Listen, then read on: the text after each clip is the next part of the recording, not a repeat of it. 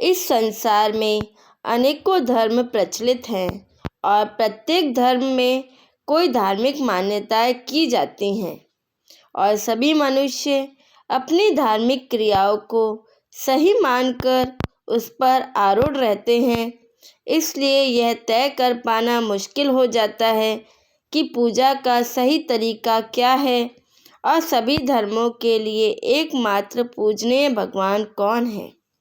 प्रत्येक भक्त की पूजा का उद्देश्य जीवन में सभी प्रकार के सांसारिक लाभ, सुख सुविधा और मोक्ष प्राप्ति है, जिसके लिए वे अपने इष्ट भगवान या देवी को प्रसन्न करना चाहते हैं।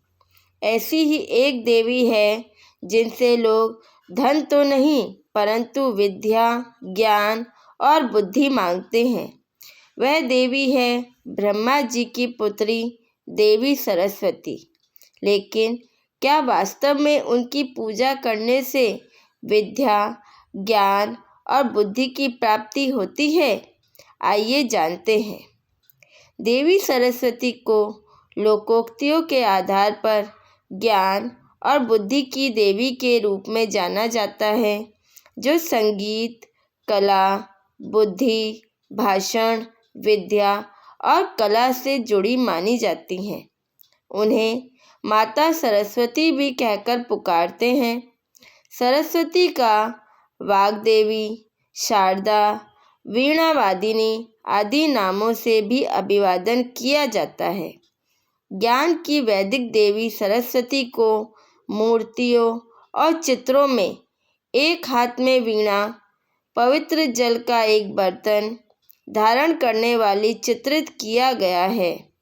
एक हाथ में आध्यात्मिकता की शक्ति का प्रतीक माला और एक छोटे आकार की किताब उन्हें ज्ञान का प्रतीक बनाती है। हंस और मोर से घिरे कमल के फूल पर विराजमान सरस्वती देवी विद्या, बुद्धि और शिक्षा की प्रतीक मानी गई हैं। हिंदू धर्म में प्रतिवर्ष बसंत पंचमी के दिन छात्रों और विद्वानों द्वारा माता सरस्वती की पूजा की जाती है।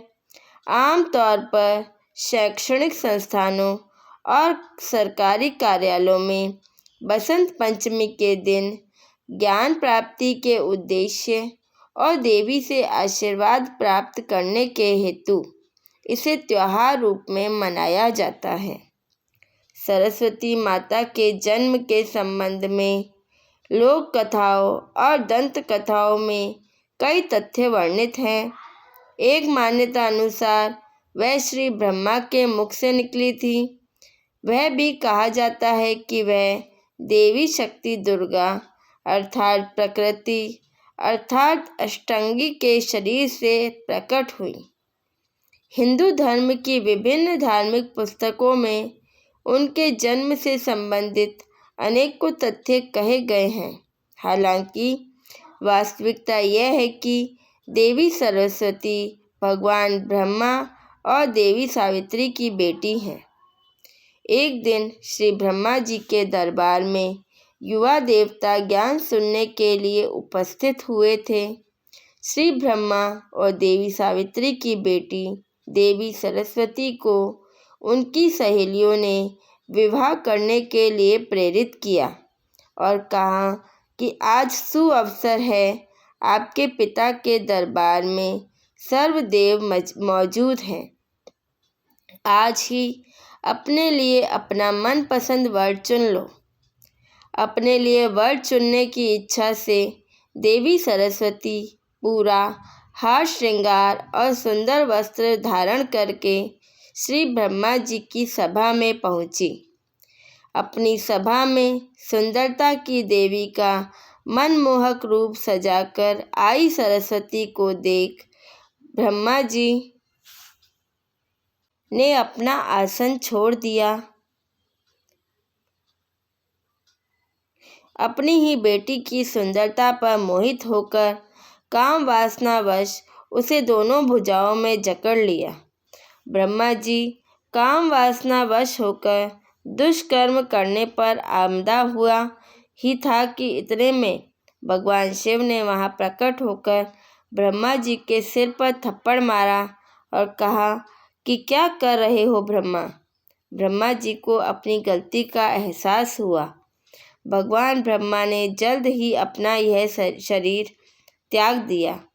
तब उनकी माँ देवी दुर्गा, ब्रह्मकाल की पत्नी, वहाँ प्रकट हुई और अपनी शब्द शक्ति से ब्रह्मा जी को उसी उम्र का नया शरीर प्रदान किया। संत गरीबदास जी महाराज ने कहा है, गरीब बीजक की बाता करे, बीजक नहीं हाथ, पृथ्वी दो बंड उतरे उतरे, कहकर मीठी बात, कहन सुनन की करते बाता, कोई न देखा अमृत खाता, ब्रह्मा पुत्री देख कर हो गए डामाडोल।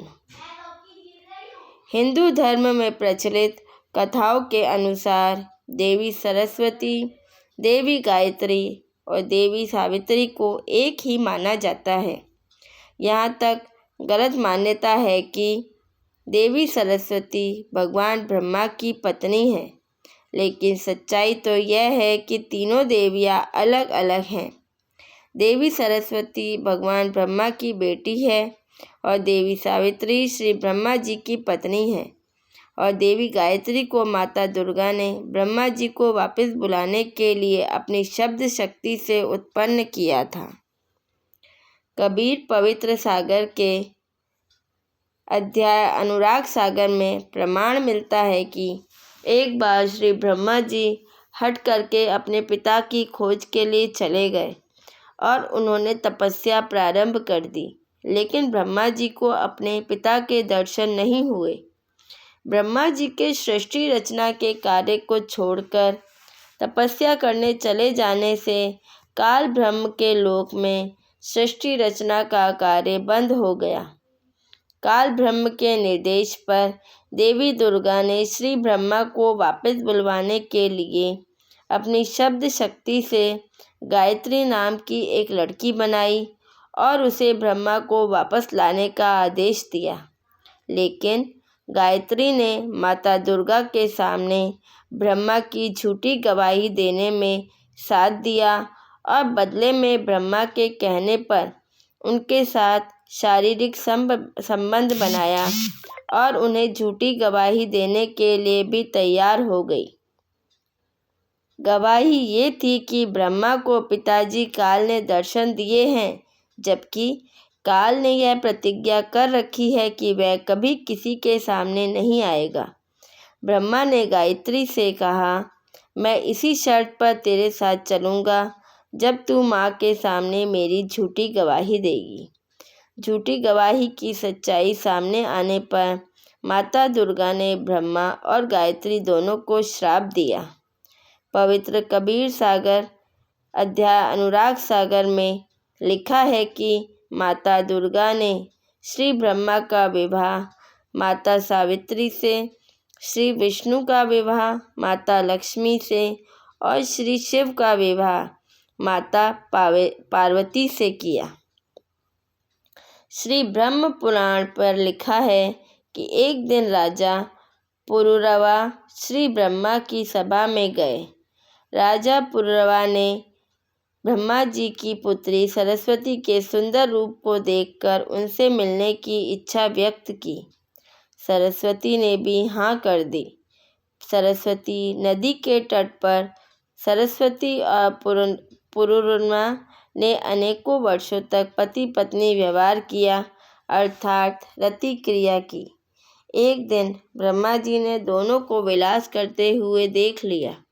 ब्रह्मा जी ने अपनी बेटी सरस्वती को श्राप दे दिया, जिससे सरस्वती नदी रूप में समा गई और जहाँ पुरुरवा और सरस्वती ने संभोग किया वह पवित्र तीर्थ सरस्वती संगम तीर्थ के रूप में विख्यात हुआ, और जहाँ पुरुरवा ने सरस्वती की व्याकुलता में भगवान शिव की भक्ति की वह स्थान पुरुरवा तीर्थ के रूप में विख्यात हुआ। लोक प्रचलित मान्यता है कि देवी सरस्वती ज्ञान और विद्या की दाता है, जबकि वेद, गीता और शास्त्रों के अनुसार विद्या, ज्ञान, सद्बुद्धि और सर्व प्रकार के सुखों के प्रदाता केवल और केवल पूर्ण परमेश्वर कबीर साहिब जी हैं। उनकी भक्ति करने से ही सब प्रकार के सुख, विद्या और ज्ञान भी प्राप्त होता है। श्रीमद् भगवद गीता में के अनुसार यदि कोई साधक भक्ति, पूजा, शास्त्र विरुद्ध अर्थात वेदों, गीता और धार्मिक ग्रंथों को तत्वदर्शी संत से समझे बिना उनके और इनके विपरीत करता है तो यह शास्त्र विरुद्ध साधना और मनमाना आचरण होता है। ऐसी स्थिति में साधक को न सुख प्राप्त होता है, न सिद्धि प्राप्त होती है, न परम गति प्राप्त होती है अर्थात मोक्ष प्राप्त होता है। अर्थात ऐसी साधना करना व्यर्थ है। श्रीमद् भगवद गीता पांचों वेदों और ग्रंथों में माता सरस्वती की पूजा करने का कोई प्रमाण नहीं मिलता, जिससे सरस्वती जी की पूजा करना शास्त्र विरुद्ध साधना है। संक्षिप्त श्रीमद् देवी भागवत पुराण तीसरा स्कंद पर श्री विष्णु जी अपनी माता दुर्गा की स्तुति करते हुए कहते हैं, मैं ब्रह्मा और शंकर हम सभी आपकी कृपा से विद्यमान हैं। हमारा आविर्भाव यानी जन्म और तिरोभाव यानी मृत्यु हुआ करता है, अर्थात हम अविनाशी हैं। हम अविनाशी नहीं हैं। जब सरस्वती जी के पिता श्री ब्रह्मा जी, विष्णु और शिव ही अमर नहीं हैं तो उनकी पुत्री अमर कैसे हो सकती है। ब्रह्मलोक तक सब लोग पुनरावर्ती अर्थात जन्म मरण के चक्र में आते हैं। चित्त शुद्ध तीर्थ क्या है? संक्षिप्त श्रीमद् देवी भागवत पुराण में व्यास जी जन्मेजय राजा को कहते हैं कि यह निश्चय है कि तीर्थ देह संबंधी मैल को साफ कर देते हैं, परंतु मन के मैल को धोने की शक्ति तीर्थों में नहीं है। चित्त शुद्ध तीर्थ गंगा आदि तीर्थों से भी अधिक पवित्र माना जाता है। यदि भाग्यवश चित्त शुद्ध तीर्थ सुलभ हो जाए, अर्थात तत्वदर्शी संतों का सत्संग रूपी तीर्थ प्राप्त हो जाए तो मानसिक मैल के धुल जाने में कोई संदेह नहीं। परंतु राजन, इस चित्त शुद्ध तीर्थ को प्राप्त करने के लिए ज्ञानी पुरुषों अर्थात तत्वदर्शी संतों के सत्संग की विशेष आवश्यकता होती है। अकेले देव, शास्त्र, व्रत, तप, यज्ञ और ज्ञान से चित्त शुद्ध होना बहुत कठिन है। क्या एकमात्र पूजनीय भगवान कौन है? श्रीमद् भगवद गीता में गीता ज्ञान दाता ने कहा है, उत्तम भगवान तो उपरोक्त दोनों प्रभुओं क्षर पुरुष तथा अक्षर पुरुष से अन्य ही हैं, जो तीनों लोकों में प्रवेश करके सबका धारण पोषण करता है एवं अविनाशी परमेश्वर परमात्मा इस प्रकार कहा गया है। उसी की मैं शरण में हूँ और वही मेरा पूज्य देव है, जिसे वेदों में कबीर देव, कुरान में अल्लाह कबीर के नाम से जाना जाता है, जिन्हें आदरणीय संत गरीबदास जी ने बंदी छोड़ कबीर कहा गया है। अनंत कोटि ब्रह्मांड का एक रति नहीं भार, सतगुरु पुरुष कबीर है कुल के सिरजनहार। हरदम खोज हनोज हाजर, त्रिवेणी के तीर है, दास गरीब तबीब सतगुरु, बंदी छोड़ कबीर है। हम सुल्तानी नानक तारे, दादू को उपदेश दिया, जात जुलाहा भेद न पाया, काशी माहे कबीर हुआ। क्या परमात्मा कबीर जी दयालु हैं? उसके विषय में यजुर्वेद में, पवित्र यजुर्वेद में कहा गया है, समिद्धो अध्यम मनुष्यो, दुरूढ़ो देवो देवान्य जसी, जात वेदम आच वै मित्र महश्चत, दूतः कविरसी प्रचेता। अर्थात आज वर्तमान में शरीर रूप महल में दुराचार पूर्वक झूठी पूजा में लीन मननशील व्यक्तियों को लगाई हुई आग अर्थात शास्त्र विधि रहित वर्तमान पूजा जो हानिकारक होती है, अग्नि जलाकर भस्म कर देती है।